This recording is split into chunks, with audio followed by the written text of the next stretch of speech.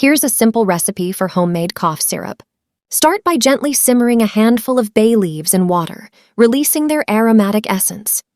Add slices of fresh ginger root, infusing the liquid with its natural warmth and anti-inflammatory properties. Squeeze the zingy freshness of lemon, infusing your potion with immune-boosting vitamin C. Stir in the golden sweetness of honey, a natural cough suppressant that coats the throat in comforting warmth. And there you have it. Take a sip of this comforting blend, letting its natural wonders soothe your throat and calm your cough. Embrace the healing touch of nature, one cup at a time.